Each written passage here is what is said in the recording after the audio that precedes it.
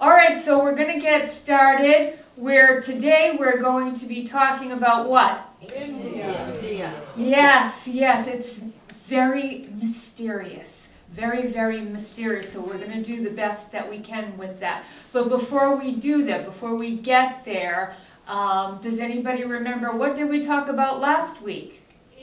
Egypt. Oh yes, see, you all remember. Yeah. So we're gonna do a quick review. Okay, you remember who this guy is? Narmer. Excellent. Yes, and who was Narmer? He was the first what? King.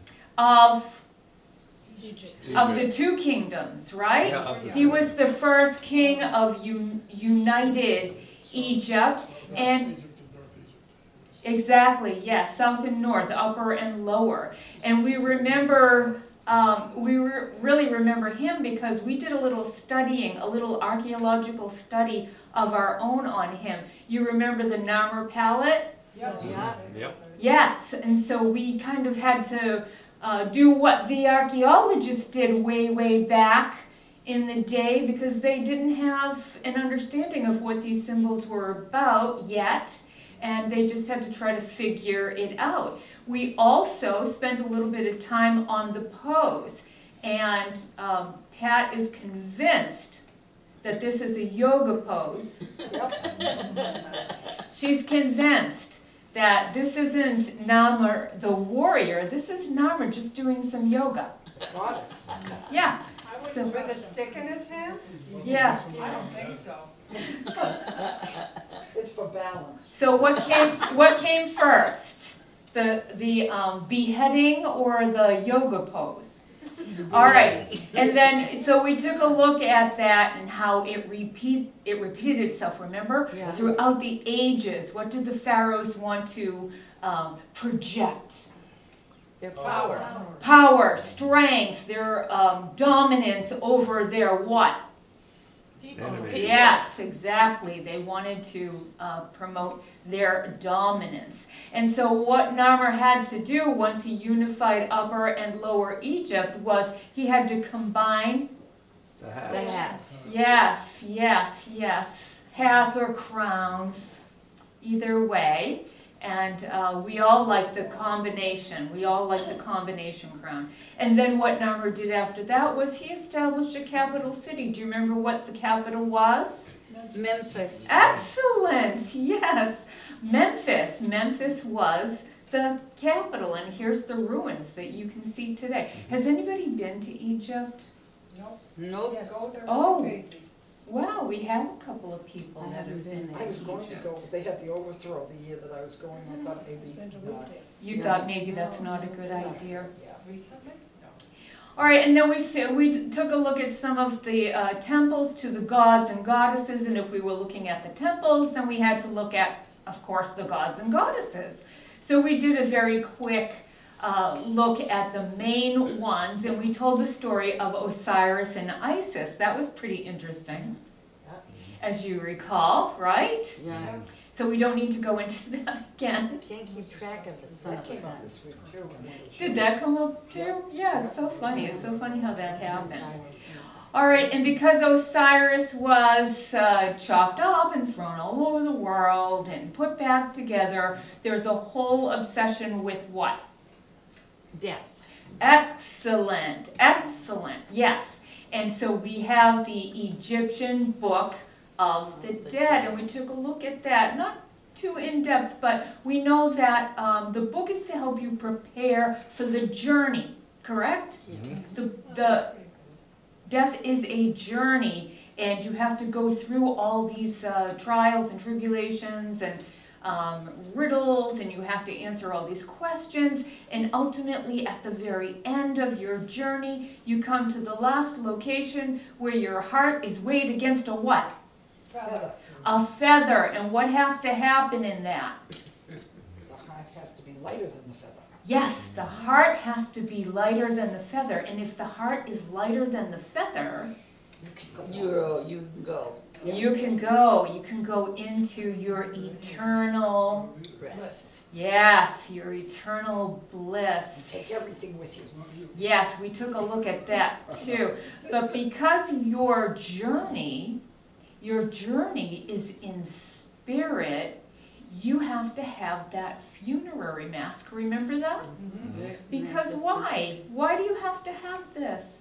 So they'll know you when you You get to know the other that- side. They'll remember who you are. Yeah, so your spirit will recognize your physical body, because when you enter eternal bliss, it is a physical existence in Egyptian belief system.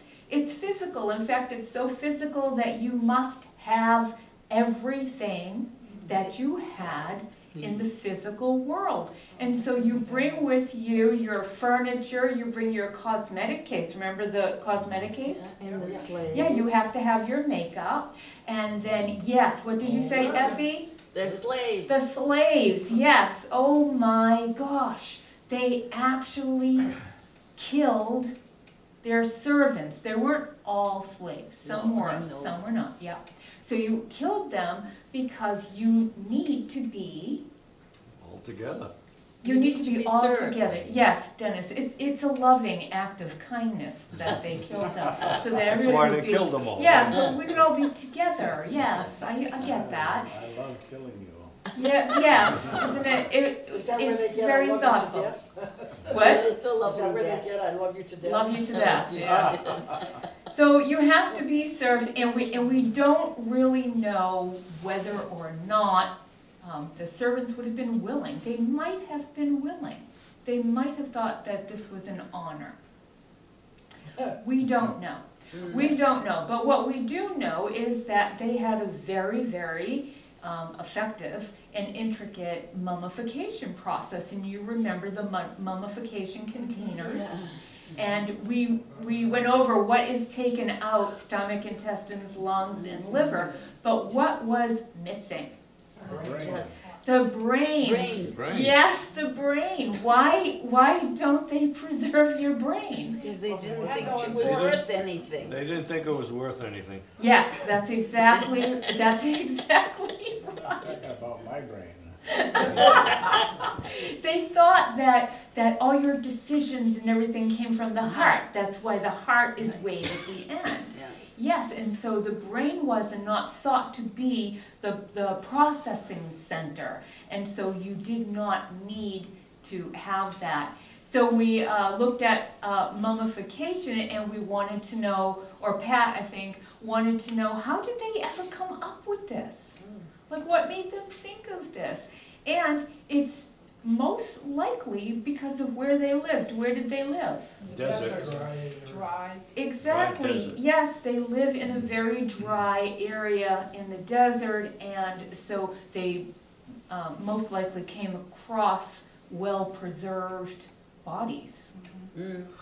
You know, as scary as that sounds, you look at a dead body and you're impressed at how well-preserved it is and take it from there. Okay, so we went from there to taking a look at somebody's tombs and the things that were in that tomb. Who was that? King Tut. King Tut, yes, sorry, well, yes, King Tut. So we looked at some of his things, and today I'll just remind you of, everybody has seen the front of the funerary mask, and I wanted to show you the back, because you don't often get to see that. Yes, and that these are his sandals. And someone said he had gigantic feet, and I had to explain that. I just blew that up so you could see it better. He did not have gigantic feet. Clown feet. Yeah, he just had like normal feet. It's like my snowshoes. Yeah. Yes, but then one thing we wanted, I said last week that I would elaborate on, because we were really running out of time last week. We went way over last week. So this was another photo that we saw in Tutankhamun's tomb, and it's this chair. Remember it? Yeah, I love that chair. Yes, it is. It's a beautiful chair, but it is a little controversial because they assume that that's Tutankhamun and his wife, but some people question that. All right, and the reason why that's questioned is because you see this symbol right here. What's that? That's the Sun. sun. Yes, that's the sun. And then also, if you're taking a close look here, just remember the physique here, because I'm going to show you something that might be a little similar. He looks very young. Well, he was He was young. young. Okay. Yeah, he That's how he was died. very young when he died. Yeah, they killed him. He died under, that's right, Effie, he died under suspicious Yeah. circumstances, and I'm gonna tell you why that might have been, perhaps, might have been. Okay, so if we look at pharaohs, so they think that this might be not King Tut and his wife, but his father, Amenhotep, Oh, and his mother, Nefertiti. And the reason why they think that is because of the physique that you see right here, okay? Does he have to do a few sit-ups? yeah. Couple of sit-ups, maybe? Well, let's take a look at this. This is Amenhotep. He later changed his name to Akhenaten. And Nefertiti, right here. This is a relief of the two of them in their family. And it's so odd. Look at this. See the belly? Yeah, Yes. And you see the big hips here? yeah, the thighs. Yes. Yep. Now also, they're holding their children. Do you notice anything about the children? Skinny. They're skinny, What about the head? they're small. Pinhead. No, there's a bun. There's a There's bun. an elongated skull. Look, Oh, There's I an, see. see it? Yeah. There's an elongated skull. Yeah. All right, so Amenhotep is a really, really interesting character. He's thought to have led a cult, He's a and nutcase. he was a nutcase. Right. He Yes. changed the religion, he It's, changed cities. yeah, we're gonna get into that, Bob. All right, so we're gonna take a look at that. Now, if you take a look at that and then you go back to the chair, you can see why they would think that, okay? So here's what we want to compare. This is not Amenhotep. All right, this is a typical pharaoh. How do they want to present themselves? Well, with a nice physique and strong and handsome and all that jazz. Exactly, yes, a nice svelte physique, powerful, good looking. Smiling. Here's another one, Yeah, yeah? Here's another one. Yeah. Right? yeah. So that's how you see a pharaoh, and that's how they, whether it's true or not, that's how they want to present themselves. But Amenhotep is a little different. Do you want to see? Yeah. Yeah. All right, let me show you how different he is. Oh, yeah, he was very honest about everything. Well, He's ugly, actually.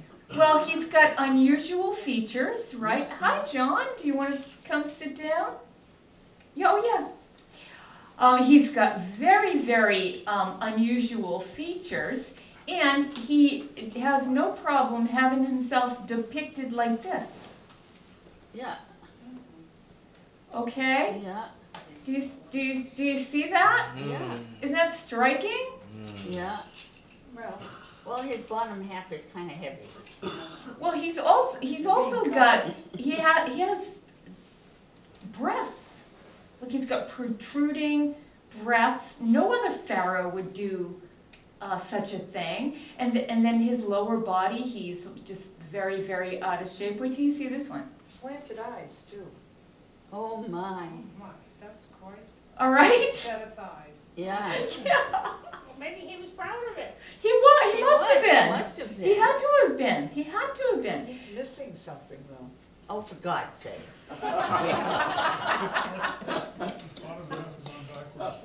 His bottom half is on backwards. That's it. Okay, that might be it. He had an ego and he dared everybody to All right, say so.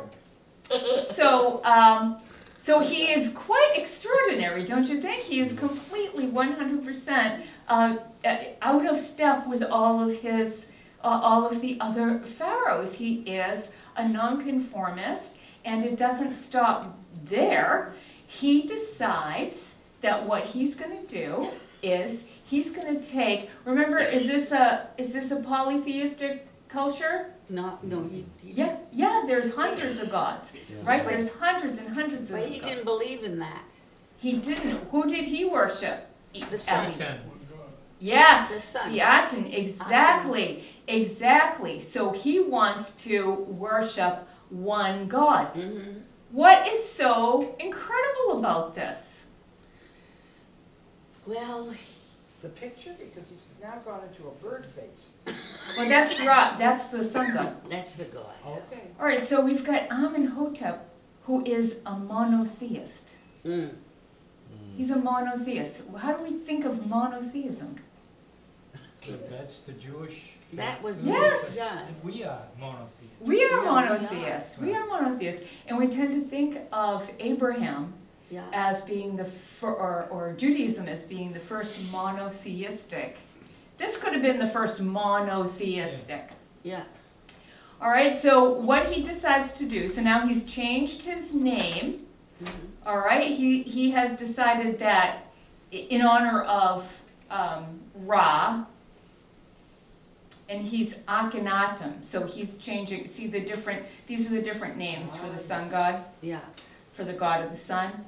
And so in honor of the sun god, he has changed his name. The sun god is, he's one of the greater deities in Egyptian culture, but they are absolutely polytheistic. They have hundreds and hundreds of gods, and if you've got hundreds of gods in all these temples, what do you need to take care of all of The them? priest. Yes, exactly. You need the priests. The priests are very important, aren't they? Yeah. They're very, very important. And so the people, they bring goodies. That's a good word. That's a good way of putting it. Yes. They bring offerings to the temples, and the temples are very, very wealthy, aren't they? And they're very beautiful. And they're gorgeous. You're right. So Ra, the sun god, the belief, I thought I would just give you this quickly, is that every evening he journeys through the underworld, and he has to do battle so that he can arise up again the next day to bring sun to the people. And so that's why he is so highly worshipped, because what would happen to the people if there were no sun? Well, they would die. And if Ra couldn't make his evening journey to be up at dawn for the people, that would be devastating, correct? Yeah. All right, and so Amenhotep decides that, well, that makes him the highest, all right? He's the god of all the gods, and so he enforces this. He enforces this worship of this one god, Ra, the sun god, and he decides that he is going to build a city in honor of the sun god. And there's the excavation site. Mm. Okay? Yeah. Here's another photo of it. Now, where was that in relation to Memphis? Lower. Well, Memphis was near Cairo. Right. But And I this- think it was, hold on, let me think, because I'm seeing it, you have to let me see it in my mind. Okay, so from Cairo, I think it was about 200 miles Further south. southwest Yeah. of Cairo. On the Nile? On the Nile? Yeah, well, in Egypt, yes. Okay. All right, yeah. I have to see I have to see it when you ask the question. Okay, so he's forcing the people not only to worship this one God, but to build this city. And then here's some more of the ruins of that city. And this is what they think it might have looked like, Oh, wow. based on the excavation. So do you think that the priests were happy about this one God business? Oh, God, No.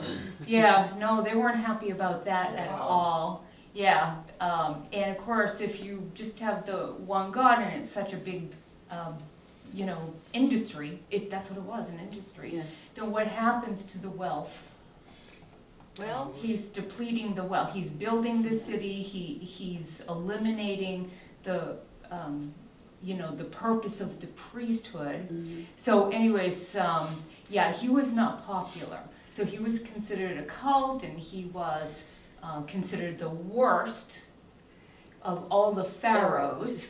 And so when he died and his son comes into power, King Tut wants to put everything back, because he's in danger, isn't he? Yeah, He's in danger, so he wants to put everything back, and ultimately, the temple priests are restored. So it's this little, it's this glitch. I mean, it wasn't little at the time, but relatively speaking, it's a glitch. So Amenhotep, or Akhenaten, is such an outlier. He's just so bizarre. Everything about him is absolutely bizarre and strange. So that was one of the questions we had from last week that I said I would elaborate on this week. Another one was about the temple of the pyramids, right? Do you remember we had a question about the pyramids of Giza? So it's in question. Some people question whether or not this is a what? a pyramid. A grave? A tomb, exactly, yes. A tomb? Yes, some people question whether or not this is a tomb, and this is the reason why. So this is supposed to be the tomb of Khufu, okay? Mhm. But when you look at other tombs of the pharaohs before the Valley of the Kings, when they were above ground, let's look at some tombs of the pharaohs, okay? That's pretty awesome, right? Mhm. What about this one? Oh, wow, look at that one. What about this one? Mhm. When it's up on the screen like that, it kind of blurs because it stretches out. But you get the idea, right? What about this one? Gorgeous. Wow, the colors are beautiful. Isn't that amazing? Look And at this one? Yeah. What do you see in all of these? What's Gold. A lot of gold. a lot of writing? A lot of traveling. A lot of that is just your favorite answer, Dennis. Huh? Traveling. Oh, you can see it. It's true. Ah, they've got their little boats up there. Yes. But so are these? Would you call them ornate? Yeah. Yes. Yeah, that's a good word. That's All a right. good Would one. you call them? I mean they Over the top. over the top, yeah.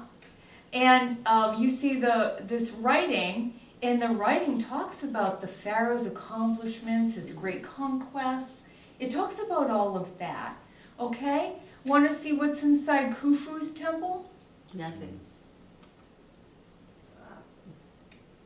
Now, is that because it got stripped by, These get Grave stripped robbers? too. These get stripped too. they, yeah, but, well, they couldn't take the. They all writings, did. but They couldn't take the wall. They could, but then they'd stay there too. But this is the inside of the great temple at Giza. Wow. So it's a legitimate question, right? Mm. It's a legitimate question. Why aren't there's no writing in there. There's no anything in the temple, in the pyramid. I'm sorry, I don't know why I keep saying temple. Okay, so those were the two things that came up last week that I said I would follow up on with Egypt, and then we just kept going a little bit. We looked at the evolution of writing, and the first thing were these pictographs or petroglyphs that evolved into this, remember? Mm-hmm. Yes, yeah, those are, yeah, beautiful, and a very complex writing system with far too many symbols, remember? And so by the time Egyptologists came around to try to understand all of this, did they know what any of that was saying? They did not. No. No, it was a total mystery until, The Rosetta Stone. yes, and how did the Rosetta Stone come into being? Do you remember? They Yeah, well, Napoleon. Excellent, Effie. Excellent, Napoleon. Oh, so great. Yes, Napoleon invades Egypt, and he tells his soldiers, "I want everything. I want you to confiscate everything to study it." And this soldier discovers this piece of rock, this chunk of rock, and he doesn't know. It doesn't look like too much to him. But you better play it safe. You better be on the safe side and save it. So he does. He ships it back to France, and that piece of rock is the Rosetta Stone. Yeah. And the reason why it's so important is because the Rosetta Stone has the same thing written in 3 different languages. And how many of them could they read? 2. 2. 2 of them. And the third one was Egyptian hieroglyphs. Mhm. And so they were able to translate it. Not that it was easy to do, it was still a very difficult thing to do. But this man, remember Champollion, he was Yes. able to decipher. And so now we are able to read Egyptian hieroglyphs. And then we also looked at the cartouche. Remember the cartouche? Uh-huh. And we also looked at the alphabet. Yes. Yep, and I wrote my name for you last week, remember that? Yeah.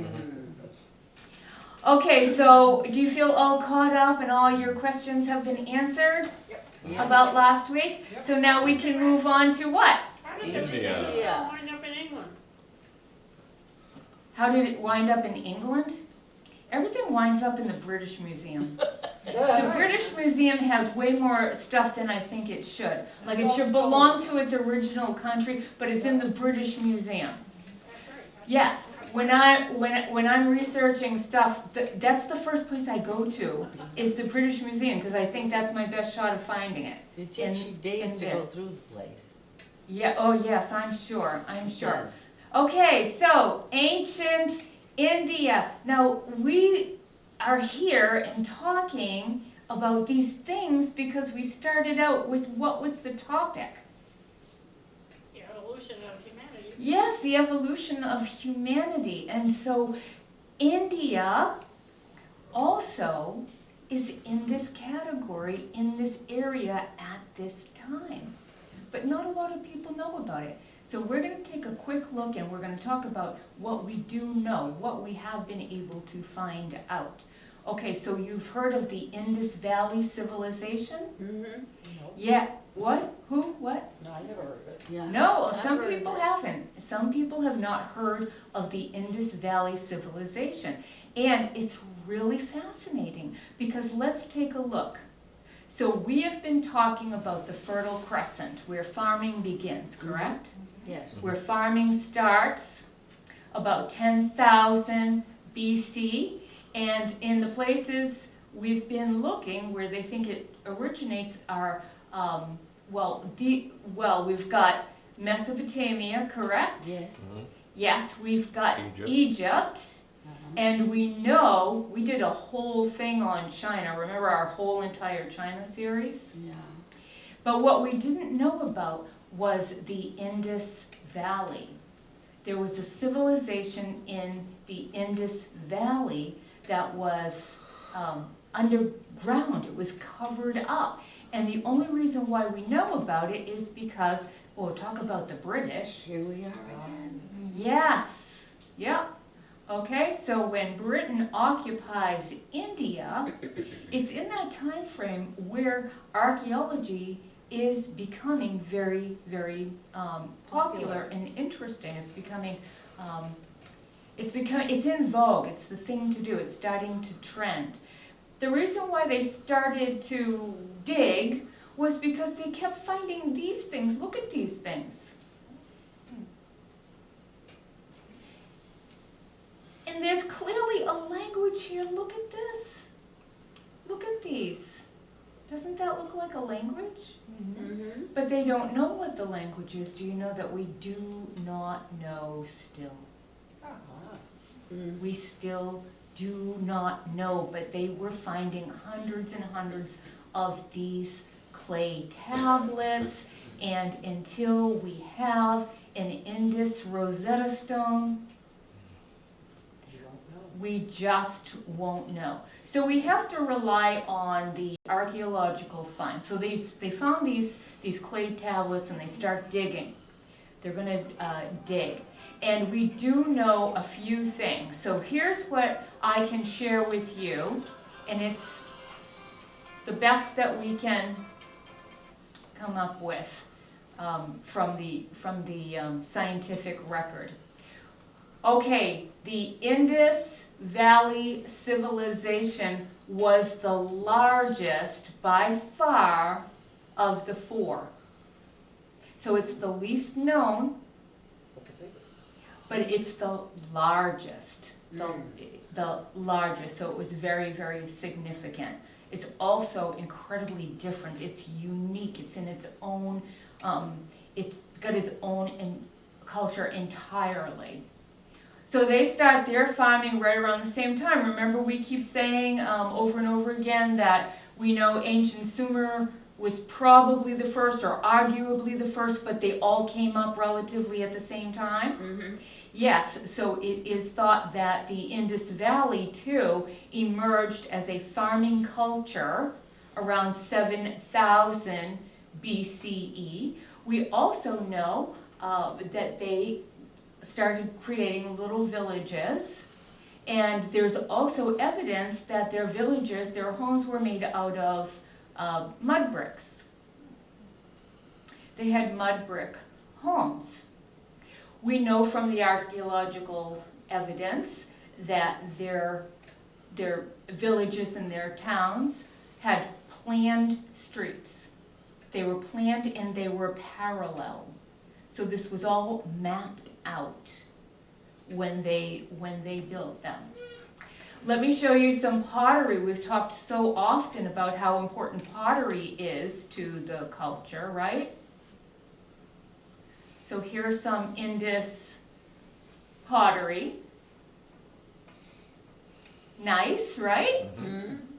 And here's some tools. They're in there too. All right, here's some tools that were found. All right, but you know what wasn't found? Do you know what they cannot find? They cannot find Bodies. in all these years. Since they've been digging for over 200 years, do you know what they cannot find? A body. Bones. Skeletons or something like that. Weapons. Weapons. Weapons. How do you do There that? is How no about the one on the evidence. bottom What about there, that? John? Isn't that an axe? Yeah, those look like weapons to me. No, those are farming tools. They're Wow. farming Those tools? are farming tools. We That know looks what like a weapons tomahawk look at like. the bottom. No, that you need your, how are you gonna chop down a tree? All right, there's no evidence of weapons. We know what weapons look like. We know what spearheads look like, right? All right. We'll Yeah. give you that. Yeah. Mm. Didn't they have, at that time they had atlatls. We know what weapons look like. These are tools. These are farming tools. Okay.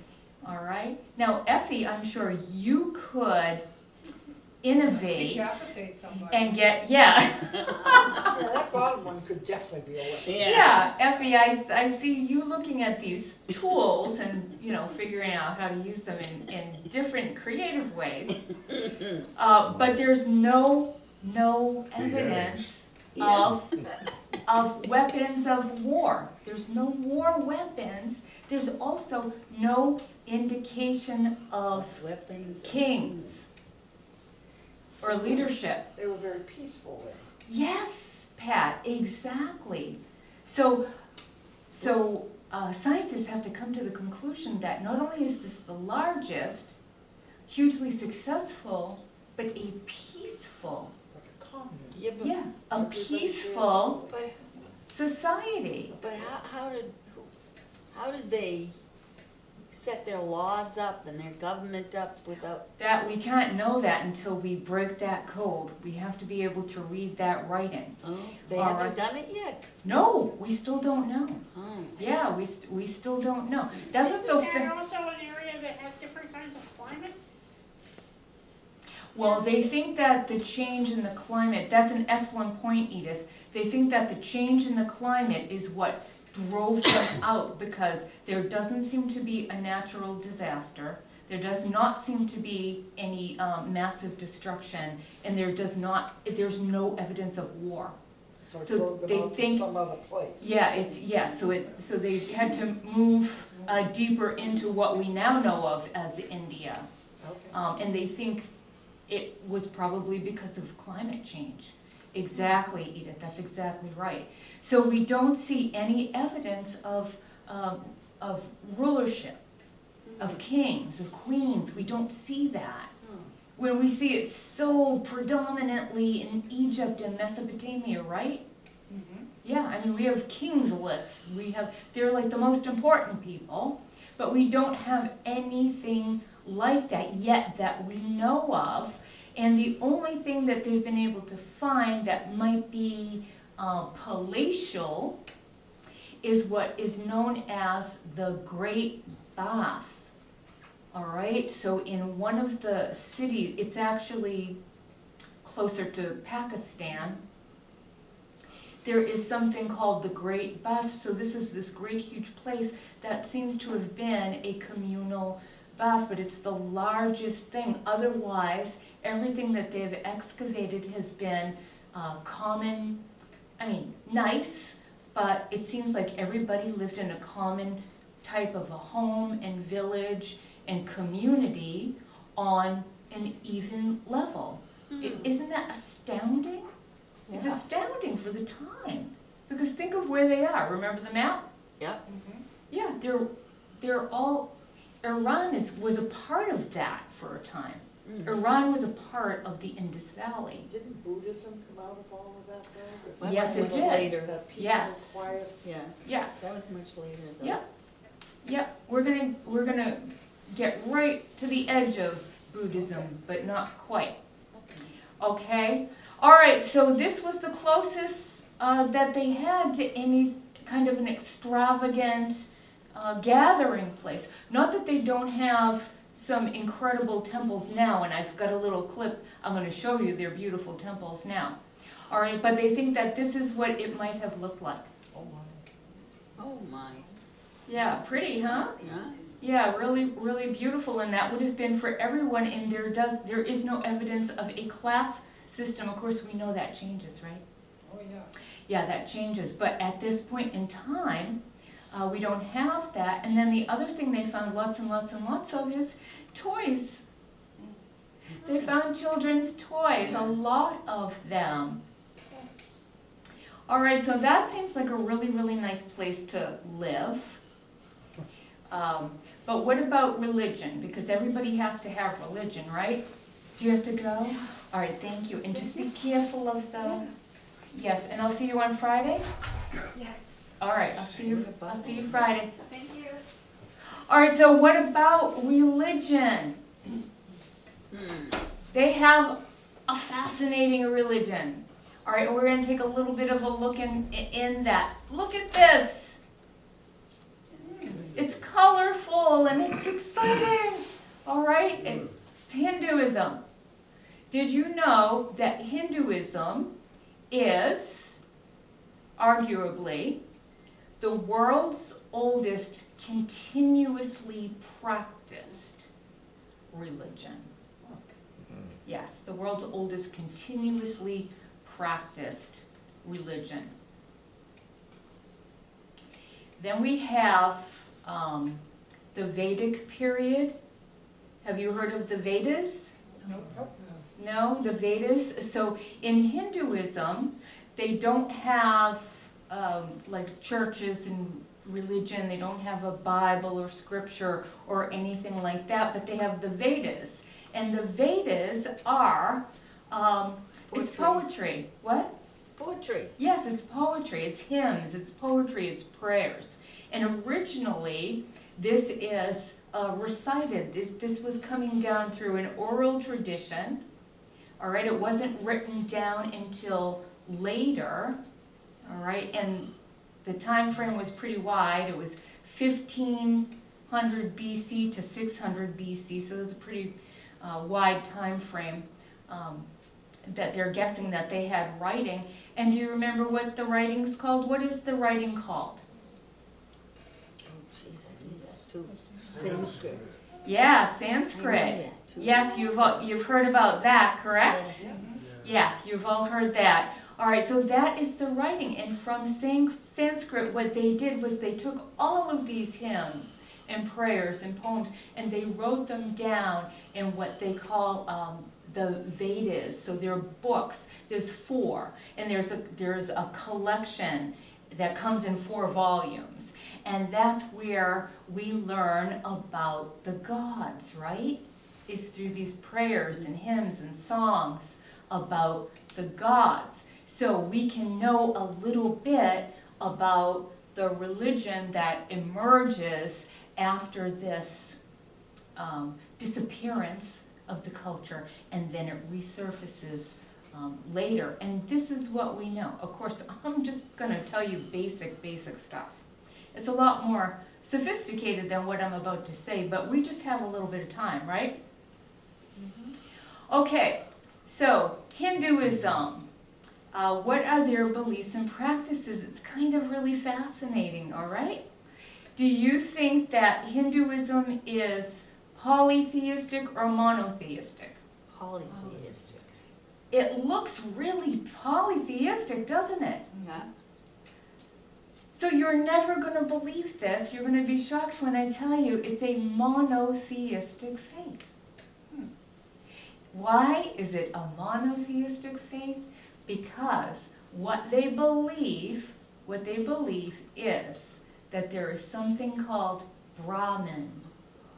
Brahman. And what is Brahman? This is the one thing, the one God. Brahman is one universal soul, the formless source of all reality. So all those gods that you see in the Hindu faith, they were created by this source of reality. All right? They are just, Yeah. Very sophisticated.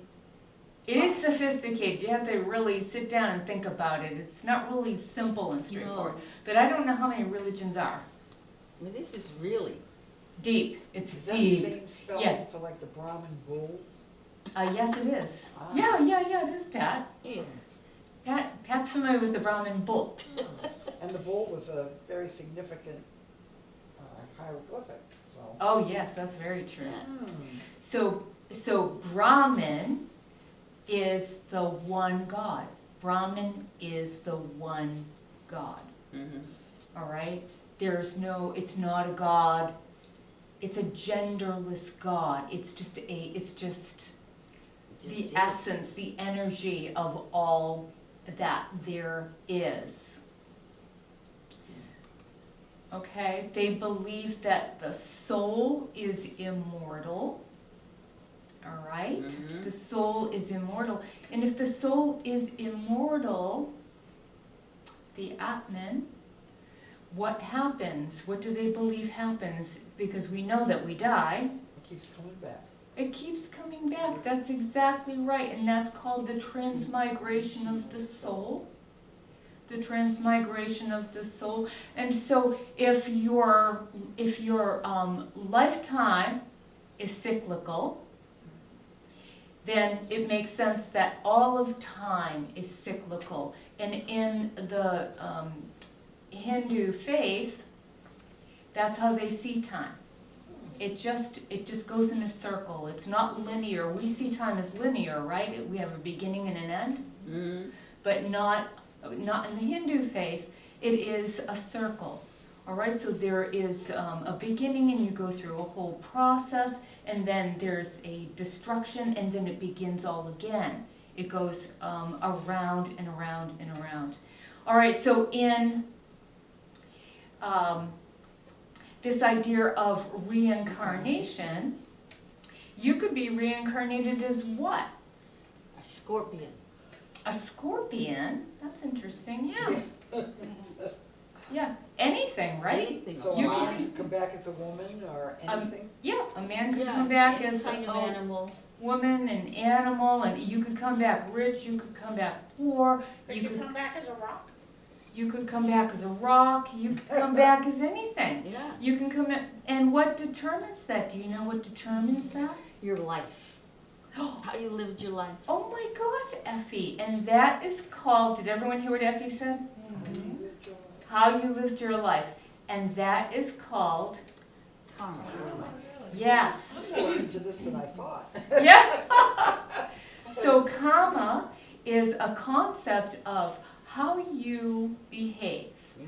How you conduct yourself in life will determine how you incarnate, Yeah, how you reincarnate, what lesson do you need to still learn in your next life.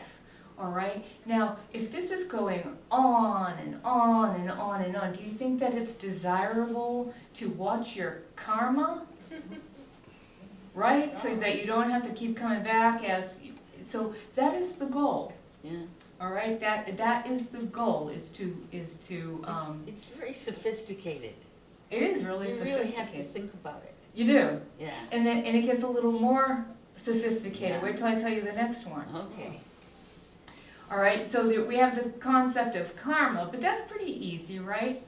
So if you are a bully in this life and you die, what do you think will happen when you come back? What? What goes around comes around. Exactly. You know what, Pat? What goes around comes around. That could be a definition of karma. Yeah. Damn, I found myself. Here you are.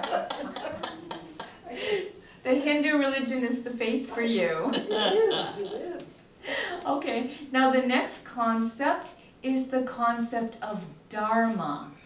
And what dharma means is that you have a particular journey that you have to go on. Okay? Mhm. So if you lived your life and you were the bully and then you had to come back, then what is your dharma to set things right? What's your journey going to be? Yeah. To overcome that, Yeah. to overcome that need to, bully people, if that's your thing, okay? So you want to pay attention to the dharma because that's what gives balance to the universe. What's the universe again? Lost. Brahman, Oh, I forgot. all right? To be in sync with Brahman. Yeah. All right, so your dharma is what you have to follow. And it's a script that is written specifically and solely for you. No one else has this. So it can't be a group thing, can it? I told you. It's like a fingerprint. Very It's like a sophisticated. fingerprint, exactly. Pat, you're so on top of this. Oh, I feel it. Now, if you have good karma, and if you are following your dharma, then the very next thing that's going to happen is your ultimate goal, and that is called moksha. And do you know what moksha is? Liberation, Looks like it. eternal So bliss. that's it, you don't Kinda have to like come back heaven. again. Excellent, yes. It's rejoining Brahman. It's rejoining the universe, or all that there is, all So right? it's like our heaven would be to go and join with God. Yes. Okay. But It's a with little this, more than that. you are like a piece of, so you're a part of, so you're a piece of the whole, the God is the collective, Okay. the all, Mm. And I'm a little piece of it. and you're a little piece. Think about it this way.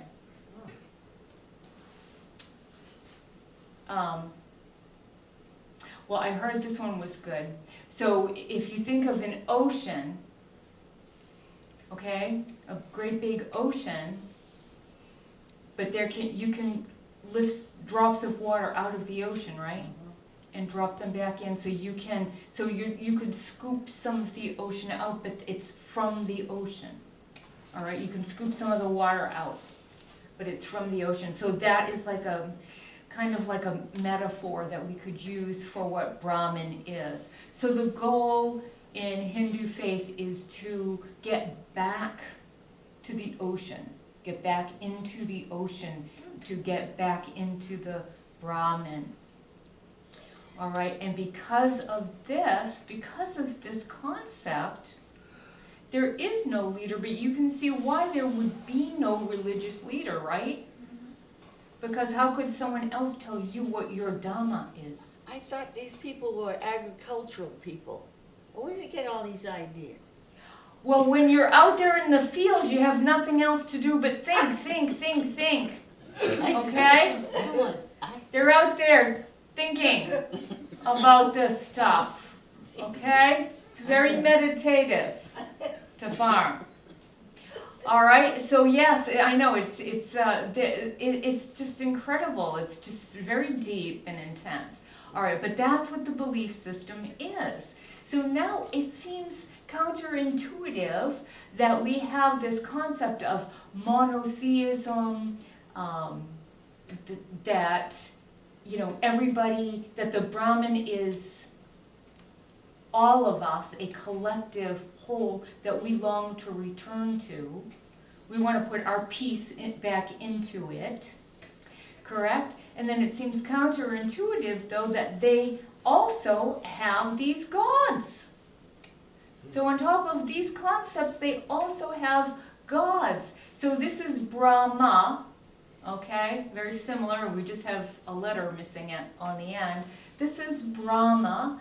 And Brahma is very close to Brahman, but he is the creator god. So let me take that ocean metaphor a little bit further along, all right?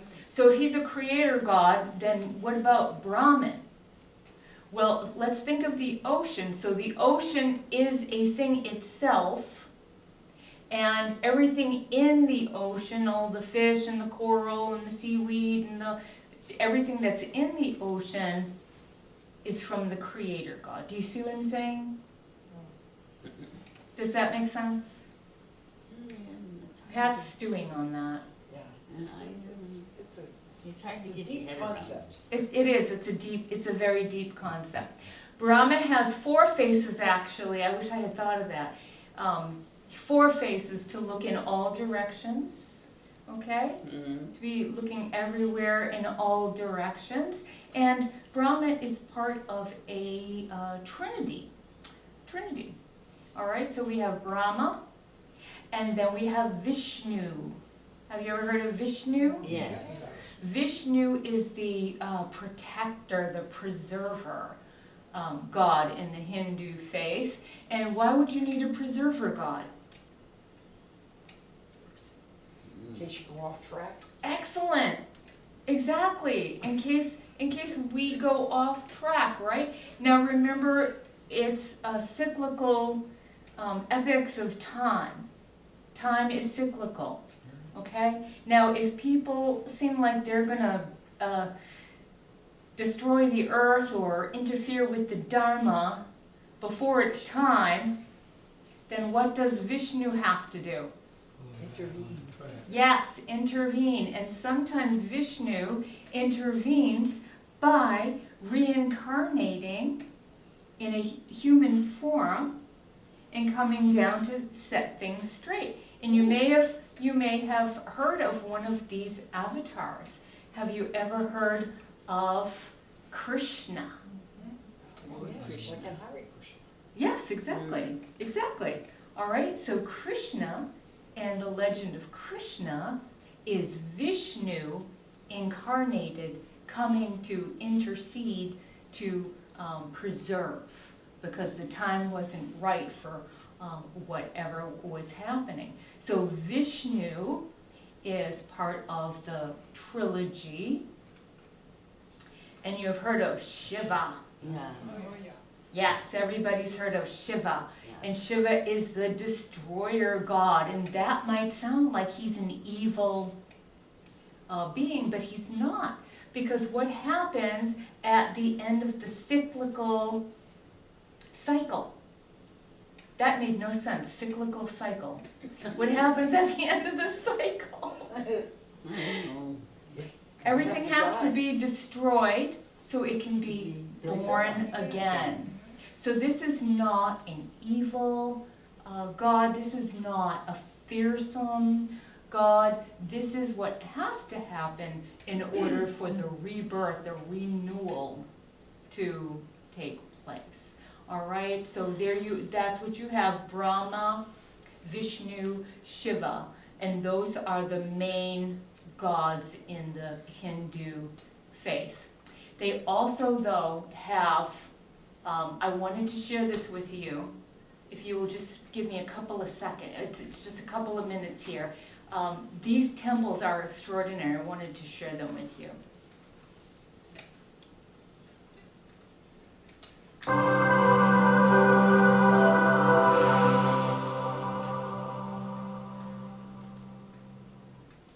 There is no wonder why foreigners' visit to India increases every day. India, well known for her cultural heritage and massive wonders. India is filled with splendid and mind-blowing architectural marvels. There are no doubt these architectural engineering excellences and brilliance of our ancients will make you question our modern knowledge on architecture. The ages of these buildings dates back around 1,000 years and more, and still stands strong without failing to delight our eyes. Here we have listed top 10 exclusive ancient engineering marvels of India. Number 1. The Thanjavur Brihadiswara Temple. This 1,000-year-old temple's engineering mystery hasn't been solved till date. Built by Raja Chola, the entire process of construction of the temple is a mystery to archaeologists. It is not only one of the tallest temples in India, but also the first complete granite temple of the world. Take a look at some interesting facts. Archaeologists have no clue from where they, the builders, get such massive chunks of granite for construction. There's no granite quarry within 100 kilometers radius of the temple. Advanced techniques of epic proportions were used to get the granite stones to the construction site. A huge 81.3-ton capstone lies at the top of the temple tower. For ages, scientists couldn't solve how such a huge stone could be placed at such heights. Later, remains of ramp with gentle 6-degree slope, pointing towards the top of the temple was found. The ramp began 1 mile away from the temple, and gradually intersected with the top of the tower 216 feet in the air. Number 2. Yaganti Temple, Andhra Pradesh. Sri Yaganti Yuma Maheswara Temple or Yaganti is a temple dedicated to Lord Shiva in Kurnool, Andhra Pradesh. There's a small pond of water on the temple premises, known as Pushkarini. Water flows into this Pushkarini from the bottom of a hill through the mouth of Nandi. No one knows how the water reaches the pond throughout the year. Number 3. Kumbalgarh Fort. Have you heard of the Great Wall of China? Of course, you might have. What if I ask you of the second longest wall in the world after the Great Wall of China? Confused? Don't know? Won't you be surprised if I say it's present in the Indian state of Rajasthan? Shocked? Exactly what I was when I heard that Kumbalgarh Fort in Rajasthan has got the second largest wall in the world. Built on a hilltop 3,600 feet above sea level on the Aravalli Range, the fort of Kumbalgarh has perimeter walls that extend 36 kilometers, making it one of the longest walls in the world. The frontal walls are 15 feet thick. Kumbalgarh has 7 fortified gateways. There are over 360 temples within the fort, 300 ancient Jain and the rest Hindu. From the palace top, it is possible to see kilometers into the Aravalli Range. The fort was never ever conquered in battle due to its walls and camouflage. However, the Mughals did manage to capture it briefly when they poisoned the water supply of the fort. Number 4. Meenakshi Amman Temple, Madurai. One of the largest temples in India, the Meenakshi Amman Temple has 12 massive gates, with biggest gates situated on the outer walls. These are known as Gopuram and are a great spectacle. There is a tank inside the premises, besides a hall, known as the Hall of 1,000 Pillars, the amazing sculpting on which is beyond compare. Other halls too are adorned with beautiful figures, designs and carvings, and are unique from each other. The original temple was reconstructed in the 17th century by the first Nayak king of Madurai, Vishwanath Nayak, after it was damaged during Islamic invasion of the region. The temple, along with its complex, now spreads in an expansive 45 acres space and is a major spot for Hindu devotees and cultural admirers. Number 5. Kailasa Temple at the Ellora Caves, Maharashtra. It is one of the largest rock-cut monastery temple cave complexes in the world, and a UNESCO World Heritage Site, featuring Buddhist, Hindu and Jain monuments and artwork dating from the 600 to 1000 CE period. It features the largest single monolithic rock excavation in the world, the Kailasa Temple, a chariot-shaped monument dedicated to Shiva. The Kailasa Temple excavation also features the gods, goddesses, and mythologies found in Vaishnavism, Shaktism, as well as relief panels summarizing the two major Hindu epics.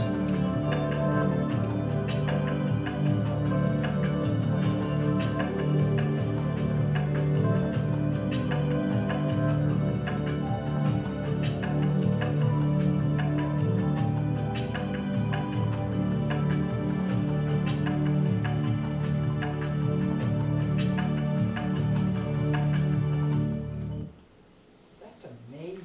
Isn't that amazing? Yes. I've never Isn't that heard of astounding? any of them. You've never heard of any of this? No. No? Wow, oh, I'm Not so a clue. glad. It I'm was s- like, Oh, I'm so glad, I'm so glad. I like to share things that, You always want to make sure we haven't already heard this. I know, 'cause why would you come if you already know? Why would you listen to me? All right?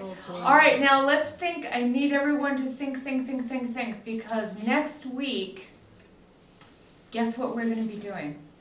Arriving Arrival in to oh America. my goodness. Yes. All right, so we're gonna be doing Native American, ancient Native American civilization, and then that's the end of our series. Oh dear. So we have to think of what we want to do after that. How can you torture me after that? All right? All right, so make it good, everybody. All right, think about it. We'll talk about it next week. Thank you all for coming, and I'll see you next time.